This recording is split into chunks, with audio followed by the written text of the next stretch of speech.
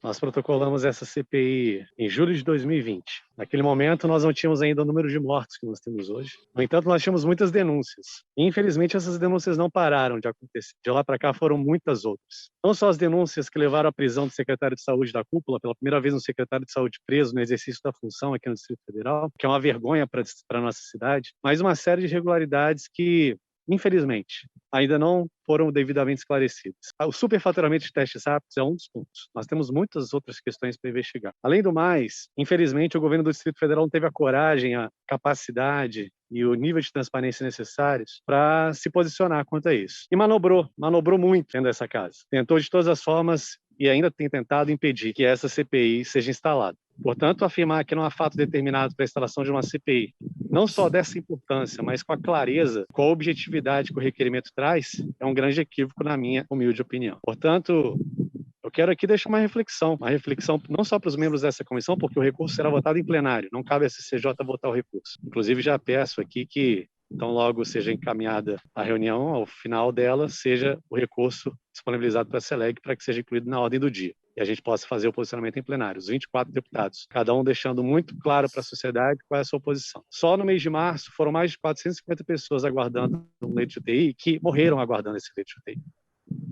Eu estou falando aqui da mãe, estou falando do pai, eu estou falando do irmão, estou falando do primo, do conhecido, do amigo, de qualquer um de nós aqui, como de fato muitos aqui tivemos perdas. Portanto, não é só necessário a Câmara investigar as ações da saúde no âmbito do Distrito Federal ao longo desses mais de 12 meses. A gente não quer apenas investigar o governo, a gente quer entender por que a condução catastrófica do GDF em relação à pandemia nos trouxe até aqui. Quais são as razões dessa catástrofe? Não se trata de palco político. Quero refutar em absoluto quem ainda faz qualquer tipo de ilação dizendo que uma CPI é para fazer palco político. A CPI é um instrumento, em primeiro lugar, das minorias, portanto, basta que um terço desta casa assine o requerimento, foi o que aconteceu. Em segundo lugar, o fato determinado, ele é explícito no requerimento, e aí eu quero também aqui dizer da minha indignação e do meu lamento pelo fato do presidente desta casa ter feito uma consulta à Procuradoria. Primeiro que a Procuradoria não é para servir ao presidente, ela é para servir à Câmara e defender a Câmara, se posicionar institucionalmente. Eventualmente, uma consulta deveria ter sido feita à Unidade de Constituição e Justiça, que é quem tem competência técnica para fazer esse tipo de avaliação com base no regimento interno. Portanto, entendo que é necessário. É uma questão de empatia com a população do Distrito Federal. É uma questão de responsabilidade com tudo que vem acontecendo. Eu não digo só do ponto de vista político, eu digo do ponto de vista técnico. Mas o Ministério Público está investigando.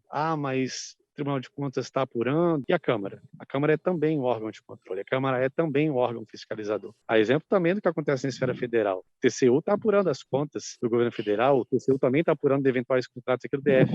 Mas não por isso nós vamos deixar de fazer a nossa parte. O Senado Federal não se acovardou. O Senado Federal cumpriu e está cumprindo a sua missão constitucional. É para isso que nós somos pagos, é para isso que nós somos eleitos, para isso que nós estamos aqui. É o que a população espera dos deputados distritais. Que eles fiscalizem o governo do Distrito Federal, independente de quem seja. E um governo que não está preparado para ser fiscalizado não pode ser governo. Uma liderança do Executivo que não está preparada para ser questionada não pode ser liderança do Executivo. E eu digo mesmo para nós, parlamentares, todos nós, se não estivermos prontos para enfrentar, mesmo com todas as questões político-partidárias envolvidas, eu sei, entendo a composição de cargos no governo, sei que muitos deputados fazem parte do governo com indicações em administrações, secretarias, e não condeno isso por si só, porque faz parte, quem ganha a eleição governa. Agora, isso não pode ser motivo para que esta casa deixe de fazer o papel dela. E aí eu quero saudar alguns deputados que, mesmo sendo da base do governo, assinaram a CPI. Destaco recentemente o exemplo do deputado João Cardoso, que assinou a CPI do IGES, deputado Jorge Viana. Não é aqui uma questão de base versus oposição. A CPI não é da oposição.